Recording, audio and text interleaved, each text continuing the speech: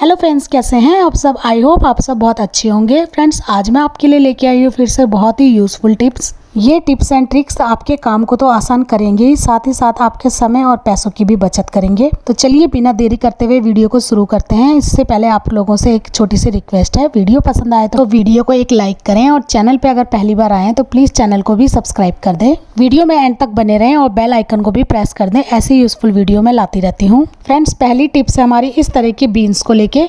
तो ये इस तरह की जो बीन्स होती है या हरी मिर्ची होती है, इनको धो के ड्राई करने में बहुत ही ज़्यादा टाइम लगता है।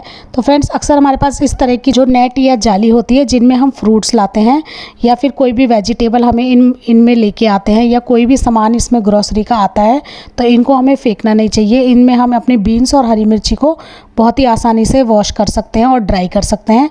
तो ये देखिए फ्रेंड्स, इस तरह से मैं सारी बीन्स को इस जाली के अंदर भर दूंगी और अब इस नेट को डायरेक्ट ही हम इस तरह से पानी में डिप कर लेंगे और अच्छे से धो लेंगे।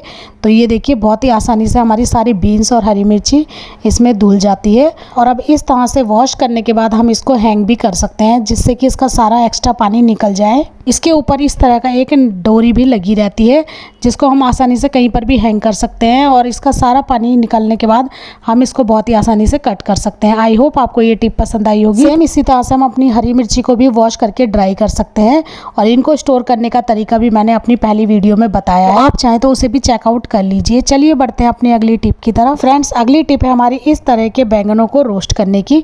तो फ्रेंड्स, जब भी हम अपने गैस पर इस तरह के जो मोटे वाले बैंगन होते हैं इनको रोस्ट करते हैं तो हमारी पूरी जो गैस है वो गंदी हो जाती है। बैंगन को जब हम आग में भूनते हैं तो उसमें से पानी रिलीज होता है जिससे पूरी गैस गंदी हो जाती है। तो इसके सॉल्यूशन के लिए हम एक सिल्वर फॉइल लेंगे और इस तरह से हम उसको गैस पर रख देंगे।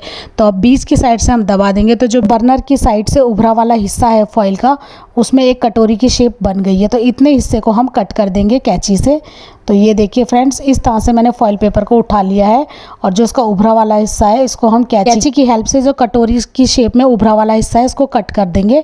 तो अब हम इस तरह से फॉइल पेपर को बीच से कट कर लेंगे और ये जो बीच वाला पार्ट है इसको फेंकेंगे नहीं, इसका भी हम यूज़ करेंगे। तो हम अक्सर बच्चों को छोटी टिफिन में ग्रेवी या करी वाली सब्जी देते हैं, उसके ऊपर हम उस फॉइल पेपर को लगा सकते हैं। अब ये जो कटा वाला हिस्सा है इसको हम इस तरह से अपने गैस स्टोव के ऊपर फिट कर देंगे। तो आप देख सकते हैं जहाँ से आग जलेगी उस साइड में हमने इसको ओपन कर लिया है और साइड में चारों तरफ हमने फॉइल पेपर को बिछा लिया है। और अब हम इसके ऊपर से ये स्टैंड को भी रख देंगे। और अब हम इस गैस चूल्हे पर जब भी अपने बैंगन को इस तरह से आग में रोस्ट करेंगे तो उसका बैंगन का जो पानी है वो इधर उधर नहीं फैलेगा और बैंगन का पानी इस फॉइल पेपर के ऊपर ही गिरेगा। इसको हम आसानी से निकाल कर डस्टबिन में फेंक सकते हैं। तो हमारी गैस बहुत ज़्यादा गंदी नहीं होगी। तो जब भी आप बैंगन को रोस्ट करें तो इस ट्रिक को जरूर फॉलो करें। फ्रेंड्स, सेकंड टिप है हमारी, बैंगन को जब भी आप आग में रोस्ट करें तो इस तरह से हल्का सा कट लगा के चेक कर ले कि बैंगन आपका अंदर से एकदम क्लीन हो, उसमें कीड़ा वगैरह ना लगा हो। तो इस तरह से हल्का सा चाकू से हम कट करके चेक कर सकते हैं। तो अब आप देख सकते हैं कि मैं इस तरह से बैंगन में हल्का सा चीरा लगा के फिर इसको अंदर से चेक कर रही हूँ। इससे क्या होगा कि अगर आपने बैंगन को ऐसे ही रोस्ट कर दिया तो अगर इसमें कीड़ा वगैरह लगा होगा तो आपकी सारी मेहनत बेकार जाएगी और आपको इस बैंगन को फेंकना पड़ेगा। आई होप आपको ये टिप भी जरूर पसंद आई होगी। तो इस तरह से लो फ्लेम पर हम बैंगनों को अलट पलट कर चारों तरफ से रोस्ट कर लेंगे। और फ्रेंड्स, बैंगन को रोस्ट करने के बाद इसका फॉइल पेपर तो हम फेंक ही देंगे और साथ ही में तुरंत ही हमें गैस के बर्नल को भी क्लीन करना है, वरना इसमें जो डस्ट है वो इसके छेदों में अंदर तक बैठ जाता है और हमें गैस वो प्रॉपर नहीं दे पाता। तो बैंगनों के रोस्ट होने के बाद हल्का ठंडा होने के बाद थोड़ा पानी की छींटे इस पर मार लें और तुरंत ही जो बर्नल है उसे भी निकाल के आप पानी से वॉश करके क्लीन कर लें। और फ्रेंड्स, बैंगन आग में रोस्ट करने के बाद प्रॉपर अंदर तक कुक हुए या नहीं, तो इसको चेक करने के लिए हम किसी भी नाइफ़ की हेल्प से इस तरह से चेक कर लेंगे। तो हम किसी भी नाइफ़ को इस तरह से बैंगन के ऊपर चाकू डालकर चेक करेंगे। तो ये देखिए, जैसे ही हमने नाइफ़ को अंदर डाला है तो बहुत ही आसानी से हमारा नाइफ़ अंदर तक जा रहा है, यानी कि बैंगन हमारा अच्छे से अंदर तक पक गया है। तो अब हम इसको तुरंत ही ठंडे पानी में डालेंगे और इसका छिलका भी हम रिमूव कर लेंगे। ठंडे पानी में डालते ही इसका छिलका भी बहुत जल्दी सॉफ्ट हो जाता है और छिलके को जैसे ही हम निकालेंगे तो उसको हम अलग ही निकालेंगे, इसी पानी में नहीं रखेंगे, ना जले हुए छिलकों की कड़वाहट बैंगन में भी आ सकती है। तो इस तरह से बैंगन हमारा भरते के लिए बिल्कुल बिल्कुल रेडी है। तो फ्रेंड्स, इन छोटी छोटी टिप्स एंड ट्रिक्स को फॉलो करके हम बहुत ही आसानी से अपने काम को आसान कर सकते हैं। आई होप आपको ये टिप भी जरूर पसंद आई होगी। टिप पसंद आई हो तो प्लीज़ एक लाइक करें और मुझे कमेंट करके ज़रूर बताएं। और इस तरह से बैंगन की डंडी का हिस्सा भी हम कट कर लेंगे। तो चलिए बढ़ते हैं अपनी अगली टिप की तरफ। अगली टिप है हमारी इस तरह के 2 ग्लासेस को लेके जो अक्सर एक साथ चिपक जाते हैं और बीच में एयर आने की वजह से आसानी से नहीं निकलते और इन्हें निकालने में हमें बहुत ही ज़्यादा मेहनत करनी पड़ती है। तो इस तरह से कटोरी भी आपकी चिपक सकती है। इन्हें निकालने का एक बहुत ही यूज़फुल टिप मेरे पास है। इस ट्रिक को फॉलो करने के बाद आपके समय की भी बचत होगी। तो फ्रेंड्स, हम एक कटोरी में पानी ले लेंगे और ये जो चिपके हुए 2 गिलास हैं, इन गिलास की जो साइड की किनारियां हैं उनके बीच में हम थोड़ा थोड़ा 3-4 टेबल स्पून पानी डालेंगे।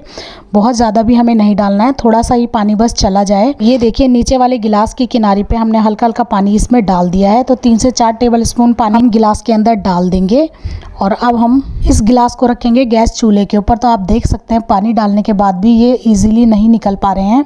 तो अब हम इसको गैस के ऊपर रखेंगे और लो फ्लेम पर हम गैस को ऑन कर देंगे और साथ में ही ऊपर रखे हुए गिलास के ऊपर भी 1 से 2 टेबल स्पून पानी डाल देंगे और कटोरी से ऊपर से ढक लेंगे। 2-3 सेकंड तक ही हमें इसको गर्म करना है। तो गिलास और कटोरी बहुत ज़्यादा गर्म हो गए हैं। तो अब हम इनको एक किसी कपड़े की हेल्प से गैस के ऊपर से निकाल लेंगे। फ्रेंड्स, क्या होता है कि जब हम कटोरी से गिलास को ढकते हैं तो इसके दोनों गिलासों के बीच में एक स्टीम सी बनती है। तो ये देखिए, स्टीम की वजह से इजीली दोनों गिलास अलग अलग हो जाते हैं। तो इस तरह से हमारा समय की भी बचत होती है और बहुत आसानी से हम इन दोनों को अलग कर सकते हैं। सेम इसी प्रोसेस से कटोरियाँ भी बहुत बार हमारी एक साथ चिपक जाती हैं, तो उनको भी हम इस तरह से अलग कर सकते हैं। आई होप आपको ये टिप भी जरूर पसंद आई होगी। चलिए बढ़ते हैं अपनी अगली टिप की तरफ। तो फ्रेंड्स, अगली टिप है हमारी देसी घी के डब्बे को लेके। देसी घी हम जिस डब्बे में रखते हैं अक्सर क्या होता है कि उसमें बहुत ज़्यादा महक आने लगती है। तो गर्मियों में तो ये प्रॉब्लम अक्सर हो ही जाती है क्योंकि हम बार बार इसमें से घी निकालते हैं, स्पून को डालते हैं, तो इसमें एक अजीब सी महक आने लगती है जिससे घी खराब होने का डर रहता है और घी में उतना अच्छा टेस्ट भी नहीं आता। तो इसके सॉल्यूशन के लिए हम क्या करेंगे, 2 लौंग तो हमारे पास अक्सर होती है, 2 लौंग हम इस घी के डब्बे के अंदर डाल देंगे। इस प्रोसेस से देसी घी हमारा लंबे समय तक चलेगा और बिल्कुल भी ख़राब नहीं होगा। तो अक्सर आप देसी घी को इस तरह के स्टील के डब्बे के अंदर ही रखें, लेकिन जो लोग प्लास्टिक के डब्बे के अंदर घी को रखते हैं तो उनमें ये प्रॉब्लम अक्सर बहुत ज़्यादा हो जाती है क्योंकि हमें घी कभी भी प्लास्टिक के डब्बे के अंदर नहीं रखना चाहिए। और अगर आप प्लास्टिक के डब्बे के अंदर रखते भी हैं तो इस डब्बे को फ्रिज के अंदर ही रखें। हमारा ये घी गांव से आया था, ये एकदम शुद्ध देसी घी है और ये घी इसी डब्बे में गांव से हमारे पास आया है। इस तरह के शुद्ध देसी घी में महक वगैरह बहुत ज़्यादा आ जाती है, स्पेशली गर्मियों में, क्योंकि ये मिल्क प्रोडक्ट होता है। तो फ्रेंड्स, इस घी को भी लंबे समय तक चलने के लिए और इसको सेफ रखने के लिए इसके अंदर भी मैं 2 लौंग को डाल दूंगी। तो ये देखिए, मैंने ढक्कन ओपन कर लिया है और ये 2 लौंग इस घी के ऊपर मैंने डाल दी है और अब इस घी का हम ढक्कन लगा लेंगे। लेकिन इस घी को पूरी तरह सेफ रखने के लिए मैं इसको फ्रिज में ही रखूँगी और जब मुझे जितनी क्वांटिटी में चाहिए तो उतना मैं निकाल लूँगी, उसके बाद मैं इसको फ्रिज में ही रखूँगी। इस ट्रिक को फॉलो करके हम अपने घी को ख़राब होने से बचा सकते हैं और घी भी लंबे समय तक चलेगा। चलिए बढ़ते हैं अपनी अगली टिप की तरफ। फ्रेंड्स, अगली टिप है हमारी इस तरह के मैंगोज़ को लेके। फ्रेंड्स, अभी मैंगोज़ बहुत ज़्यादा मीठे नहीं आ रहे हैं, उनमें हल्का सा कच्चापन है। तो इस तरह के मैंगोज़ को पकाने के लिए हम बहुत ही यूज़फुल टिप्स का यूज़ करेंगे। तो फ्रेंड्स, सारे मैंगोज़ मैंने एक बास्केट में निकाल दिए हैं और अब इन सभी मैंगोज़ को हम रखेंगे न्यूज़पेपर के अंदर। जी हाँ, न्यूज़पेपर तो हम लोगों के घर में होते ही हैं। तो न्यूज़पेपर में हम इनको अच्छे से लपेट लेंगे। आप चाहे तो 1-1 मैंगोज़ को अलग अलग भी लपेट कर रख सकते हैं, लेकिन मैं यहाँ पर इस तरह का डबल न्यूज़पेपर ले रही हूँ और इसमें एक साथ 2 या 3 मैंगोज़ को मैं लपेट के रख लूँगी। तो इस तरह से आप इनको अच्छे से फोल्ड कर दीजिए चारों तरफ से और फिर आप इनको इस बास्केट में या फिर किसी भी ड्राई जगह पर आप इनको इस तरह से न्यूज़पेपर में फोल्ड कर कर रख सकते हैं। तो ये देखिए, मैंने 3 मैंगोज़ को अच्छे से फोल्ड कर दिया और इसी बास्केट के अंदर मैंने इनको रख लिया है। और जो कुछ मैंगोज़ मैंने रखे हैं इनमें से कुछ के मैं मैंगो शेक बनाऊँगी। तो ये देखिए, आप एक मैंगोज़ को अलग से भी न्यूज़पेपर के अंदर फोल्ड कर सकते हैं इस तरह से। इस एक मैंगो को भी मैंने इस बास्केट में रख लिया है। तो इस ट्रिक से हम मैंगोज़ को 4 से 5 दिन तक भी यूज़ कर सकते हैं, वो बिल्कुल भी ख़राब नहीं होंगे और भी ज़्यादा ये पक जाएंगे। और अगर आपके मैंगोज़ पके हुए हैं तो आप उनको फ्रिज में ही रखें। बढ़ते हैं अपनी अगली टिप की तरफ। अगली टिप है हमारी इस तरह के कप्स को लेके। जब भी हम मार्केट से कप सेट लेके आते हैं तो बहुत बार ऐसा होता है कि बहुत ज़्यादा कप हम निकाल देते हैं और कुछ कप को हमें पैक करके रखना होता है, तो उसको हम बहुत ही सेफ्टी से पैक करना होता है क्योंकि इसकी किनारियाँ टूटने का डर होता है। तो इनको भी हमें न्यूज़पेपर में अच्छे से फोल्ड करके रखना है। ऐसे रखने से कप हमारे से बिल्कुल भी नहीं टूटेंगे और वो बिल्कुल सेफ रहेंगे। तो अब हम ये एक एक करके सभी न्यू कप को इस तरह से न्यूज़पेपर में फोल्ड कर लेंगे और अच्छे से हमें न्यूज़पेपर में इन्हें अंदर तक फोल्ड करना है। और अब हम इनको कहीं पर भी रख सकते हैं, तो ये बिल्कुल भी नहीं टूटेंगे और अब न्यूज़पेपर में ये पूरी तरह सेफ है, तो अब हम इनको कहीं पर भी रख सकते हैं। और अगर आपके कप कार्डबोर्ड के अंदर आए हैं या किसी डब्बे के अंदर आए हैं, फिर तो आप इनको उन्हीं में ही रखें, तो ये उनमें बिल्कुल सेफ़ रहेंगे। और अगर आपके पास वो डब्बे नहीं हैं तो आप इस तरह से भी अपने कप को सेफ करके रख सकते हैं। आई होप आपको ये टिप भी ज़रूर पसंद आई होगी। बढ़ते हैं अपनी लास्ट टिप की तरफ। लास्ट टिप है हमारी इस तरह के नए झाड़ू को लेके। जब भी आप नया झाड़ू घर में लेके आते हैं तो उस पर एक बार इस तरह से प्रेस ज़रूर करें, क्योंकि जब भी हम मार्केट से इस तरह का फूल वाला झाड़ू लेके आते हैं तो उसमें से बहुत ज़्यादा डस्ट यानी कि इस तरह के ड्राई फूल जरूर निकलते हैं। ये डस्ट 1-2 दिन तक नहीं, करीबन 10 से 15 दिन तक निकलता है। इससे हमारा घर साफ होने की बजाय और भी गंदा हो जाता है। इन फूलों को एकदम से ही निकालने के लिए हम इस पे हल्की गर्म प्रेस करेंगे और ड्राई ब्रश या फिर कंघी इसके ऊपर करेंगे। तो इस तरह से लगातार चलाते हुए हम इसके ऊपर कंघी या ब्रश मारेंगे और इसके सारे ड्राई फूल जड़ जाएंगे। जिस तरह से हम कपड़े इस्त्री करते हैं सेम उसी तरह से झाड़ू के ऊपर भी हमें प्रेस करनी है। इससे क्या होगा कि हमारी रोज रोज की प्रॉब्लम एक ही बार में सॉल्व हो जाएगी, यानी कि रोज रोज इस झाड़ू के डस्ट से हम बच जाएंगे।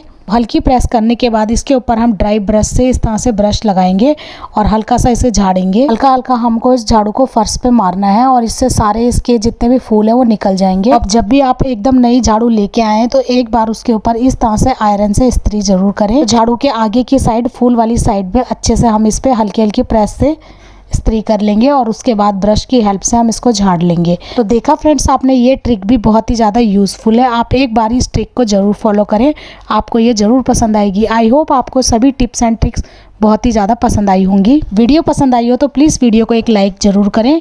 चैनल पे नए हो तो चैनल को भी सब्सक्राइब कर लें। वीडियो थोड़ी सी भी यूज़फुल लगी हो तो अपने दोस्तों के साथ भी शेयर करें। मिलते हैं एक ऐसी यूज़फुल वीडियो के साथ, तब तक के लिए बाय बाय।